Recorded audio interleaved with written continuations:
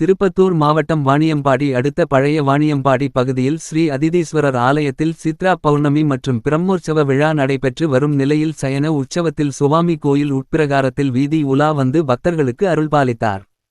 இதில் திரளான பக்தர்கள் கலந்து கொண்டு சுவாமி தரிசனம் செய்தனர். அதனைத் தொடர்ந்து பக்தர்களுக்கு அன்னதானம் வழங்கப்பட்டது. அனைவருக்கும் வணக்கம். இன்று சித்திரை மாதத்தில் வரும் பௌர்ணமி சித்ரா பௌர்ணமி என அழைக்கப்படுகிறது. இது ரொம்ப விசேஷமானது.